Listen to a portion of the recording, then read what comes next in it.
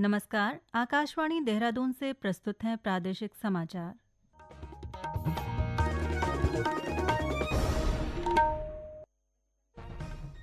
पहले मुख्य समाचार।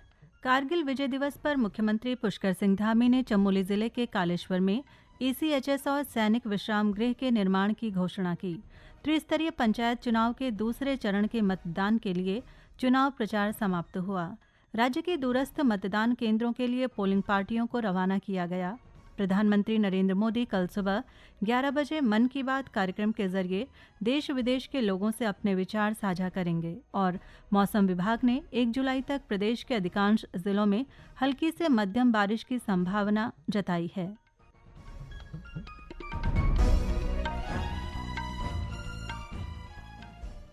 प्रादेशिक समाचार के साथ मैं आशा भट्ट और अब समाचार विस्तार से।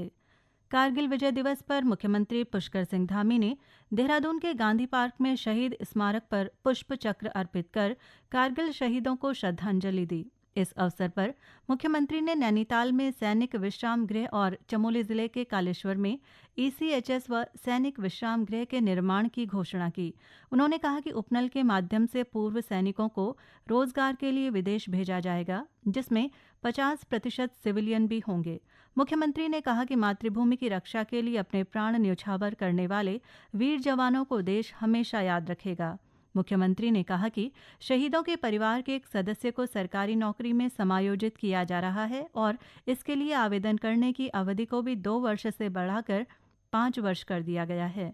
पत्रकारों से बातचीत में मुख्यमंत्री ने कहा कि देश के वीर जवानों ने जिन उद्देश्यों के लिए अपना बलिदान दिया, सरकार उनकी अपेक्षाओं के अनुरूप हमेशा काम करती रहेगी।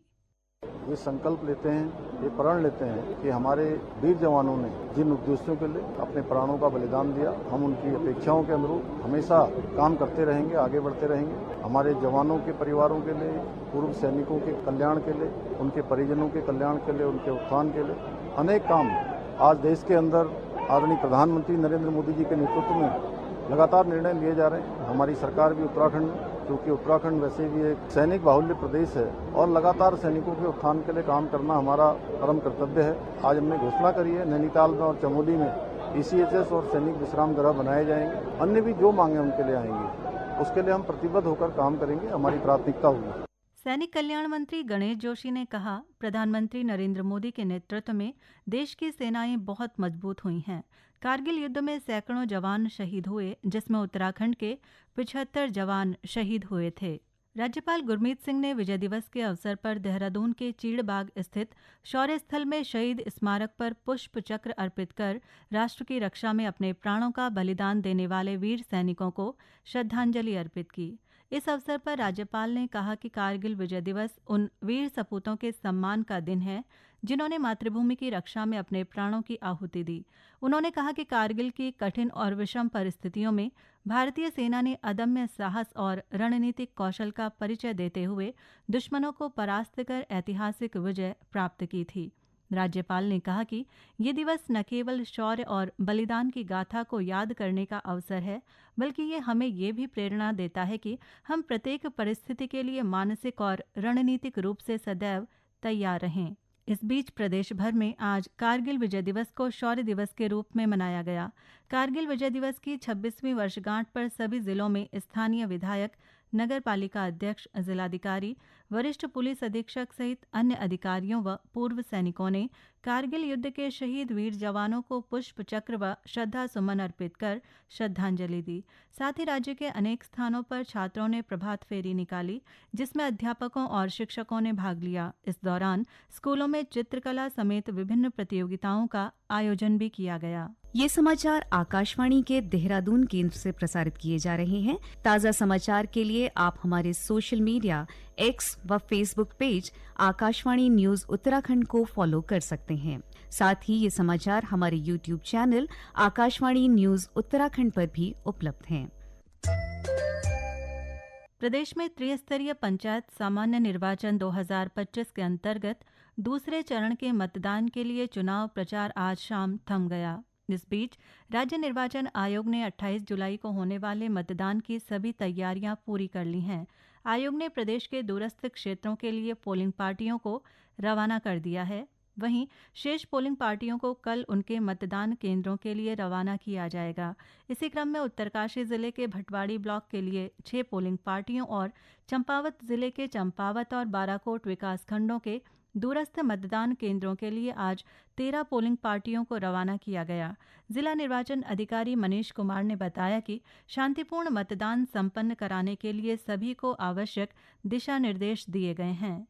चंपावत में दूसरे चरण के मतदान में हमारे 2 विकासखंडों का मतदान होना है, जिसमें एक हमारा चंपावत विकासखंड है और दूसरा बाराकोट विकासखंड है। इसमें जो दूरस्थ क्षेत्र हैं जिनमें टीम को डिप्यूट करना था, उनके लिए आज हमारी कुल 13 टीमें, जिसमें 11 टीमें चंपावत की और 2 टीमें बाराकोट की आज अपने गंतव्य के लिए मूव कर दी है। अभी जो हमारे पास सूचना है उसमें से कई सारी टीमें पहुँच भी गई हैं और 1 बजे तक सारी टीमें पहुँचने की हमें सूचना है कि 1 बजे तक सारी टीमें पहुँच गई। वहीं बागेश्वर जिले में त्रिस्तरीय पंचायत चुनाव की मतगणना प्रक्रिया को निष्पक्ष, पारदर्शी और व्यवस्थित रूप से संपन्न कराने के उद्देश्य से विकास भवन सभागार में आज कार्मिकों को प्रशिक्षण दिया गया। जिला निर्वाचन अधिकारी आशीष भटगाई ने कहा कि जिला प्रशासन का प्रयास है कि मतगणना कार्य शांतिपूर्ण और त्रुटिरहित तरीके से पूरा किया जाए, जिससे जनप्रतिनिधियों के चयन में जनता का भरोसा बना रहे। अंतर्गत मतगणना का ये प्रथम प्रशिक्षण था जो आज यहाँ पर बागेश्वर जिला मुख्यालय में रखा गया था। जनपद के अंतर्गत कुल 118 टीमें बनी हुई हैं, जिसमें कुल हमारे 590 मतगणना के कार्मिक हैं वो लगे हुए हैं और हम लोगों का विकास खंडवार मतगणना आयोजित की जाएगी, जिसमें हमारा बागेश्वर जो ब्लॉक है वो सबसे बड़ा ब्लॉक है और यहाँ पर 24 टेबल लगी हुई हैं मतगणना के लिए और बाकी 2 जो ब्लॉक हैं हमारे कपकोट और गरुड़, वहाँ पर 14 टेबल होंगी। प्रदेश में समान नागरिक संहिता यूसीसी के तहत अब तक कुल 3,01,526 विवाहों का पंजीकरण हुआ है। ये संख्या प्रतिदिन औसतन 1,634 विवाह पंजीकरण है, जो पूर्ववर्ती व्यवस्था की तुलना में कई गुना अधिक है। सरकार का कहना है कि समान नागरिक संहिता के लागू होने के साथ ही विवाह पंजीकरण की प्रक्रिया को अधिक सरल, पारदर्शी और प्रभावी बनाया गया है। इससे नागरिकों में विवाह पंजीकरण को लेकर उत्साह देखा जा रहा है। राज्य सरकार द्वारा नागरिकों की सुविधा को ध्यान में रखते हुए यूसीसी के अंतर्गत विवाह पंजीकरण की समय सीमा को पूर्व निर्धारित 6 माह से बढ़ाकर अब 1 वर्ष कर दिया गया है। इस संबंध में विधायी और संसदीय कार्य विभाग द्वारा अधिसूचना जारी की जा चुकी है। प्रधानमंत्री नरेंद्र मोदी कल सुबह 11 बजे मन की बात कार्यक्रम के जरिए देश विदेश के लोगों से अपने विचार साझा करेंगे। हर महीने प्रसारित होने वाले मन की बात कार्यक्रम की ये 124वीं कड़ी होगी।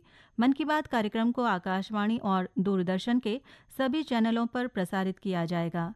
आकाशवाणी के श्रोता न्यूज ऑन AIR ऐप में भी कार्यक्रम को सुन सकते हैं। और अब एक नज़र आज के मौसम पर। राजधानी देहरादून में सुबह बादल छाए रहे, जबकि दोपहर में तेज धूप खिली, जिससे उमस भरी गर्मी महसूस की गई। मौसम विभाग ने 1 जुलाई तक प्रदेश के अधिकांश जिलों में हल्की से मध्यम बारिश की संभावना जताई है।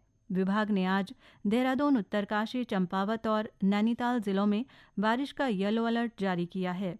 27 व 28 जुलाई को नैनीताल, चंपावत, बागेश्वर में मूसलाधार बारिश का ऑरेंज अलर्ट और देहरादून, टिहरी, पौड़ी, पिथौरागढ़ जिलों में येलो अलर्ट जारी किया गया है।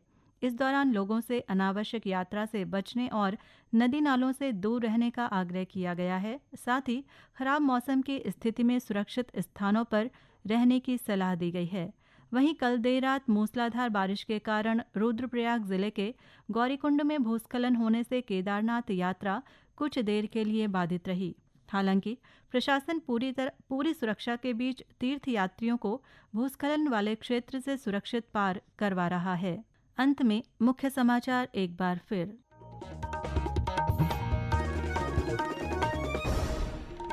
कारगिल विजय दिवस पर मुख्यमंत्री पुष्कर सिंह धामी ने चमोली जिले के कालेश्वर में ECHS और सैनिक विश्राम गृह के निर्माण की घोषणा की। त्रिस्तरीय पंचायत चुनाव के दूसरे चरण के मतदान के लिए चुनाव प्रचार समाप्त हुआ। राज्य के दूरस्थ मतदान केंद्रों के लिए पोलिंग पार्टियों को रवाना किया गया। प्रधानमंत्री नरेंद्र मोदी कल सुबह 11 बजे मन की बात कार्यक्रम के जरिए देश विदेश के लोगों से अपने विचार साझा करेंगे और मौसम विभाग ने 1 जुलाई तक प्रदेश के अधिकांश जिलों में हल्की से मध्यम बारिश की संभावना जताई है। इसके साथ ही प्रादेशिक समाचारों का ये अंक समाप्त हुआ। नमस्कार।